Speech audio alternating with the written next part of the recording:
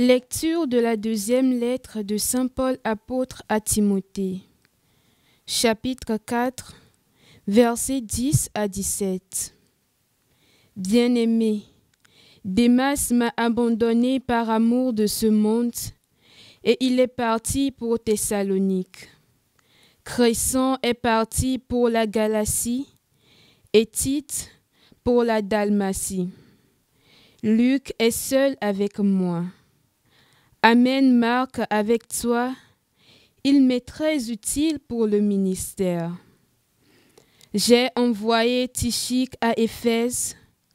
En venant, rapporte-moi le manteau que j'ai laissé à Troas chez Carpos. Apporte-moi aussi mes livres, surtout les parchemins. Alexandre le forgeron m'a fait beaucoup de mal. Le Seigneur lui rendra selon ses œuvres. Toi aussi, prends garde à cet individu, car il s'est violemment opposé à nos paroles. La première fois que j'ai présenté ma défense, personne ne m'a soutenu. Tous m'ont abandonné. Que cela ne soit pas retenu contre eux. Le Seigneur, lui, m'a assisté. Il m'a rempli de force pour que par moi, la proclamation de l'Évangile s'accomplisse jusqu'au bout et que toutes les nations l'attendent. Parole du Seigneur. Nous rendons grâce à Dieu.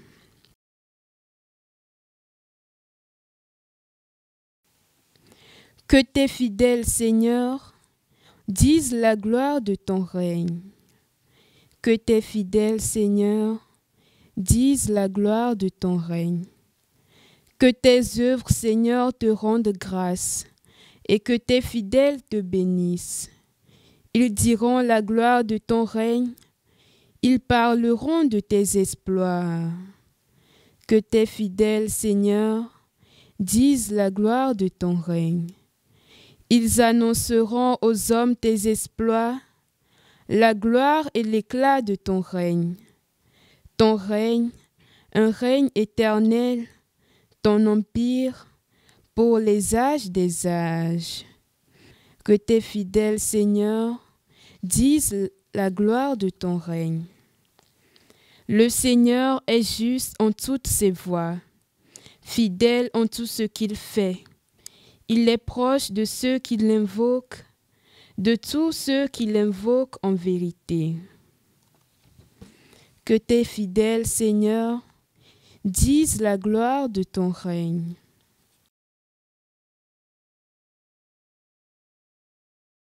Évangile de Jésus-Christ selon saint Luc. En ce temps-là, parmi les disciples, le Seigneur en désigna encore 72 et il les envoya deux par deux en avant de lui en toute ville et localité où lui-même allait se rendre. Il leur dit: la moisson est abondante, mais les ouvriers sont peu nombreux. Priez donc le maître de la moisson d'envoyer des ouvriers pour sa moisson. Allez, voici que je vous envoie comme des agneaux au milieu des loups. Ne portez ni bourse, ni sac, ni sandales, et ne saluez personne en chemin. Mais dans toute maison où vous entrerez, dites d'abord: paix à cette maison. S'il y a là un ami de la paix, votre paix ira reposer sur lui. Sinon, elle reviendra sur vous. Restez dans cette maison, mangeant et buvant ce que l'on vous sert, car l'ouvrier mérite son salaire. Ne passez pas de maison en maison. Dans toute ville où vous entrerez et vous serez accueillis, mangez ce qui vous est présenté. Guérissez les malades qui s'y trouvent et dites-leur: le règne de Dieu s'est approché de vous. Acclamons la parole de Dieu. Louange à toi, Seigneur Jésus.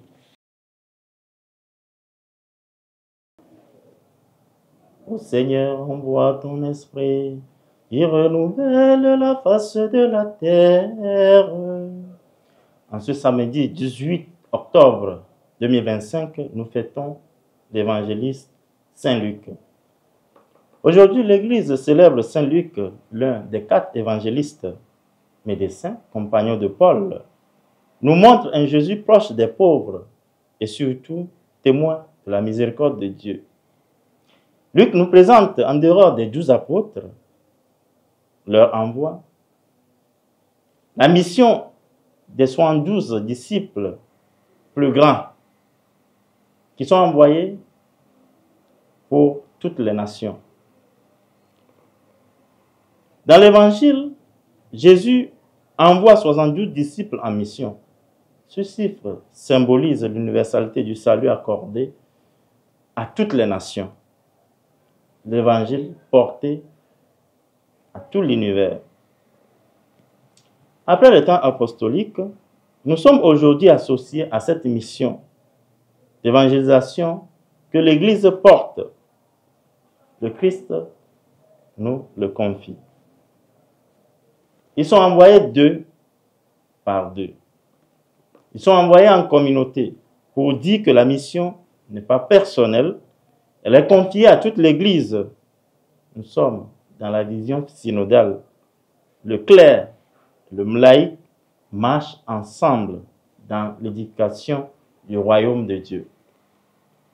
L'option pour un style de pauvreté, le Christ les enjoint de ne pas prendre ni sac, ni tenue de rechange. Il encourage les missionnaires à compter sur la providence de Dieu, l'unique richesse devant qui l'on doit courir est l'amour débondant du cœur de Dieu à partager aux destinataires. Ils sont invités à être artisans de paix. Dans leur pastoral, le missionnaire franchit les barrières allant à la périphérie. En visitant les maisons, ils sont invités à accorder la paix dans les familles, dans les maisons visitées. Les missionnaires sont des promoteurs de la sanctification. Avant de porter en prière le peuple de Dieu, l'évangélisateur doit être un homme de prière. Par son annonce, le Seigneur guérira les cœurs meurtris. Pour l'efficacité de la mission que le Seigneur accorde au monde aujourd'hui, faisons siennes ces recommandations du Christ pour faire avancer le royaume de Dieu aujourd'hui et pour les siècles des siècles. Amen. Au nom du Père et du Fils et du Saint-Esprit. Amen.